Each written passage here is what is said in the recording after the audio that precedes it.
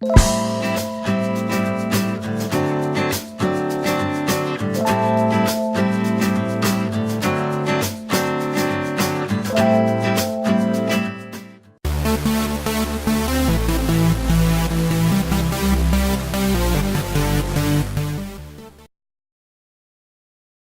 our New York studios, let's go inside her story with Jackie Reed. Good morning, Jackie.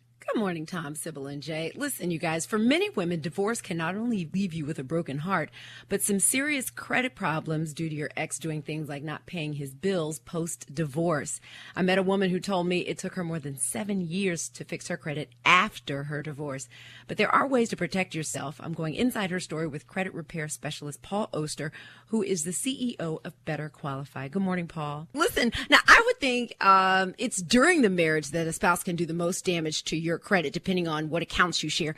But don't you and your credit reports kind of go separate ways after the divorce? I mean, how can an ex still do damage after the divorce papers are signed? Unfortunately, if a couple gets to the point where they're actually getting a divorce, both spouses, and oftentimes the woman for sure, needs to realize that a divorce decree does not supersede the original creditor agreement. Probably the most important thing that folks are going to take away from today's show. What that means is if a judge orders a spouse to pay all of the credit card bills and their joint accounts, and let's say there's $100,000 worth of debt in those credit card bills, and the woman says, okay, well, if he's going to pay that, and that offsets some of the other monies in the marital settlement agreement, she doesn't take as much from a savings account or a 401k because he's responsible for $100,000. If he does not pay, she is ultimately responsible in the eyes of the creditor. And it's an amazing thing. They don't care what the judge says. If you have joint accounts, it is imperative that they get closed immediately, they get separated, and they get paid. You cannot take his word for it. Obviously, if you're going through a divorce, there were problems already. We see the damage every single day, and I listen to women pouring their hearts out, but the judge said. And it's an amazing thing to me that more people do not realize that. Now, is it mostly women that you hear from in these types of situations? Because a lot of women still let their husbands handle the finances and really don't get involved in that. Do you still see that happening? Very large percentage of our clients have come through a divorce, and oftentimes it's the woman who suffers more.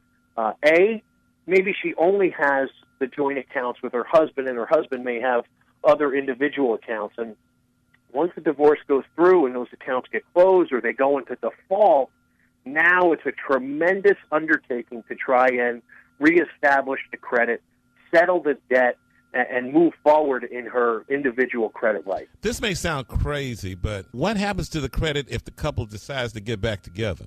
Then they would both be responsible at that point in time. It won't get any better. No.